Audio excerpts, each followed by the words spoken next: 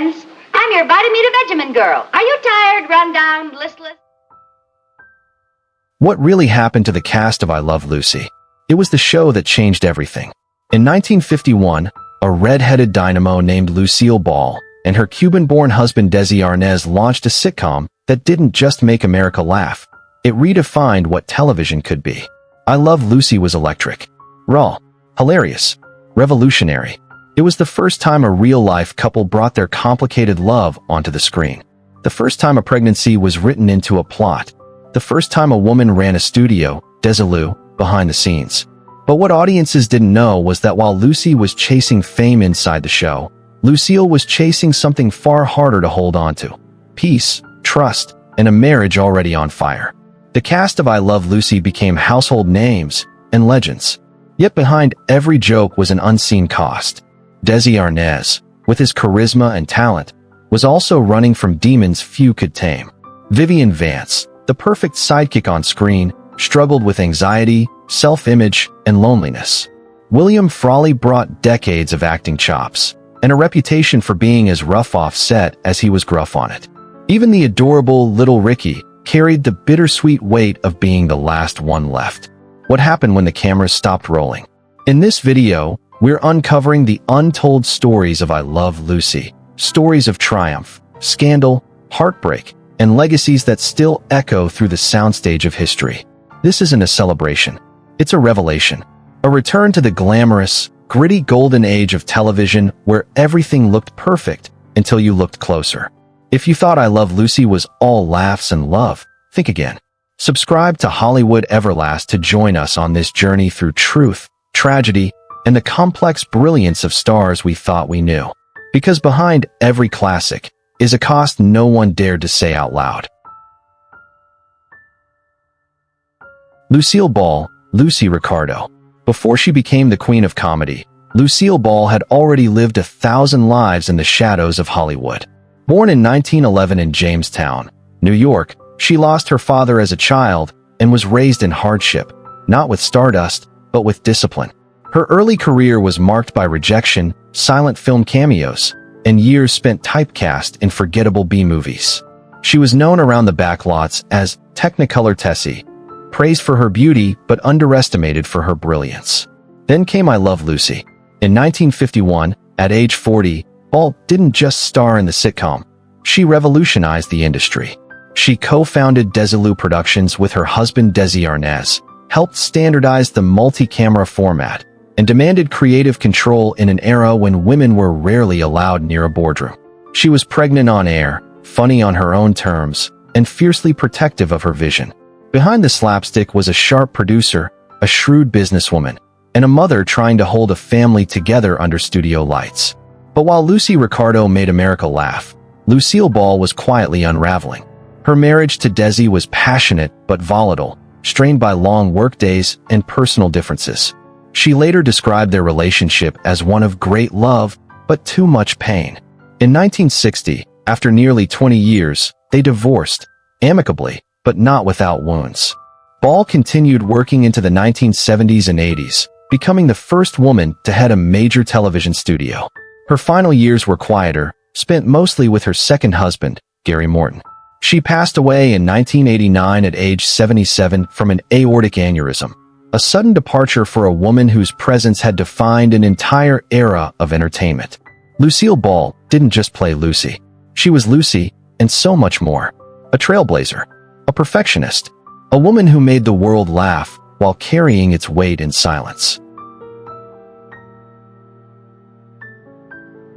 Desi Arnaz, Ricky Ricardo. To millions, Ricky Ricardo was the warm, quick-witted bandleader who brought both music and mischief to I Love Lucy. But behind the vibrant rhythm and smile of Desi Arnaz was a life filled with immense pressure, personal demons, and a love story that burned as brightly as it eventually unraveled. Born in 1917 into privilege in Santiago, Cuba, Arnaz's world collapsed during the Revolution of 1933. His family lost everything and fled to Miami. Starting from nothing, Desi swept floors, played music, and slowly built his way into the entertainment world. By the time he met Lucille Ball in 1940, he was already a star on the rise. Their chemistry was instant, Magnetic, passionate, impossible to ignore. They married that same year. A decade later, they turned their love into one of the most iconic shows in history. But behind the laughter, real cracks were forming. I Love Lucy brought the couple into every living room in America, but it also brought stress, sleepless nights, and a blurred line between public performance and private pain. By the mid-1950s, Desi's long nights away from home began to draw whispers in the Hollywood circles. Stories circulated, some exaggerated, some painfully true, about a lifestyle that rarely paused for rest. Lucille, in her later reflections, spoke of the quiet pain she carried during those years. She described a pattern she could no longer ignore: long absences, emotional distance, and rumors that struck far too close to home.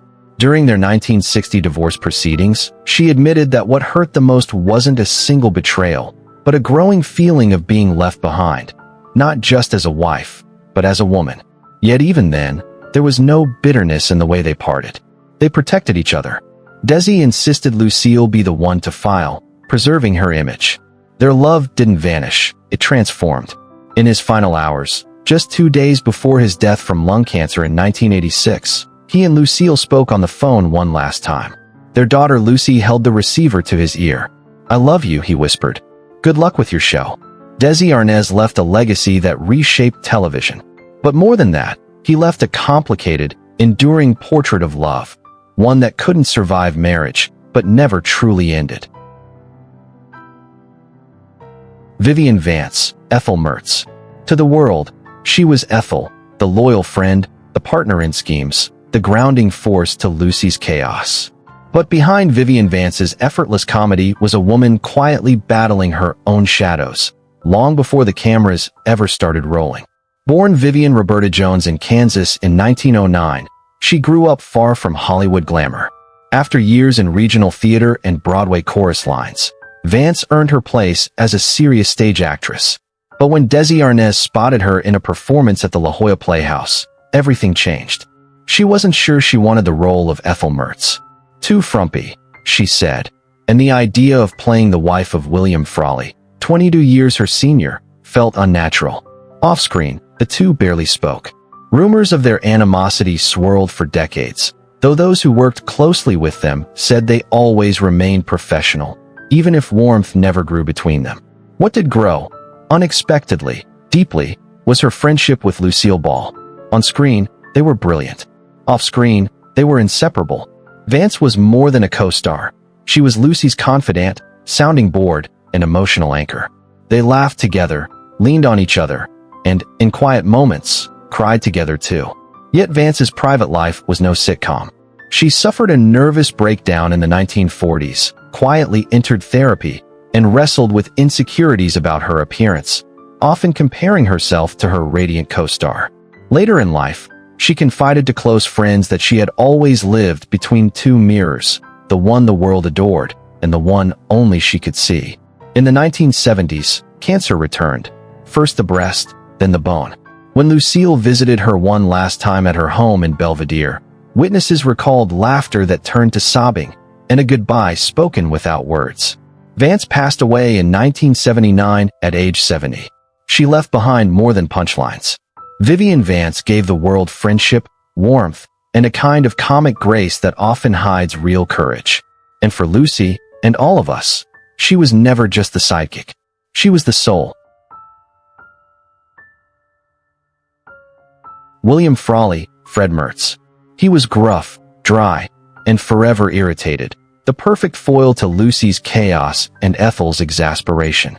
As Fred Mertz, William Frawley became the grouchy heart of I Love Lucy, delivering deadpan lines with flawless timing.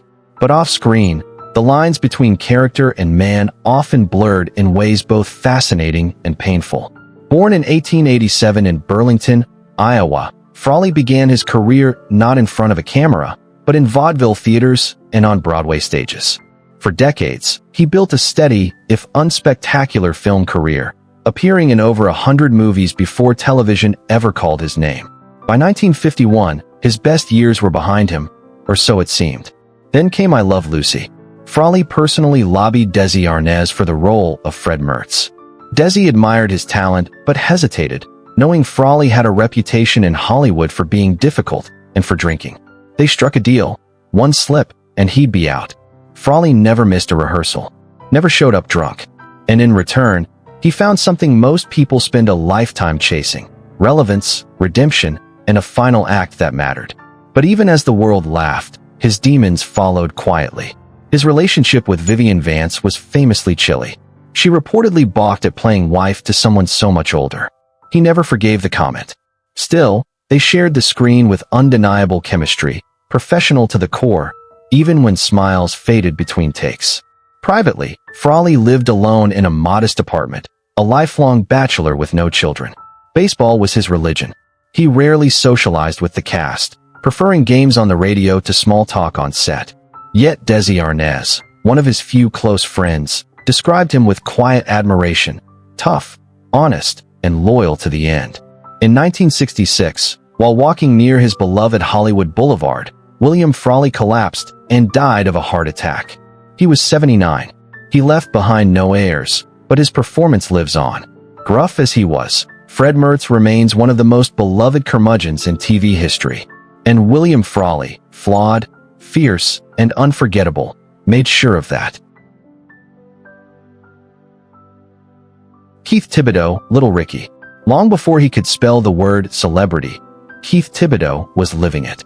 Cast as Little Ricky at the age of 5, the young Louisiana-born drummer, billed as Richard Keith, became part of American television's most iconic family. His musical gift charmed Desi Arnaz instantly, and soon he was playing the son of Lucy and Ricky Ricardo on the show watched by millions each week.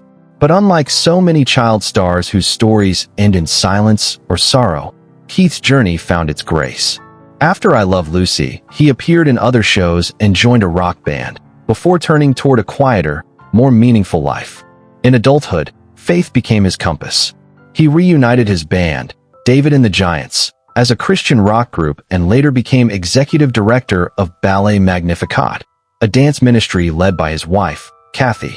Now in his 70s, Keith remains the last surviving regular cast member of I Love Lucy, a living bridge to a golden age of television. He remembers his time on set not as a career, but as a memory of warmth, generosity, and joy. They were like family, he once said of Lucille and Desi.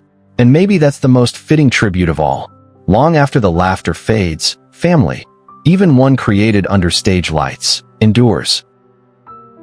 They weren't just television stars. They were pioneers, survivors, artists who gave the world their laughter while quietly carrying their own weight behind the curtain. Lucille Ball redefined what it meant to be a woman in power. Desi Arnaz built the very foundation of the modern sitcom. Vivian Vance turned vulnerability into grace, and William Frawley proved that it's never too late to leave a mark. Even young Keith Tibido, the boy who played Little Ricky, became the last witness to a world now gone, holding stories the rest of us only imagine. Together, they changed history. But like all legends, their legacy came with a cost. Broken hearts, private struggles, a longing for something that perhaps only existed when the cameras were rolling. I Love Lucy was more than a sitcom. It was a mirror, reflecting not only the dreams of 1950s America, but also the human fragility behind fame.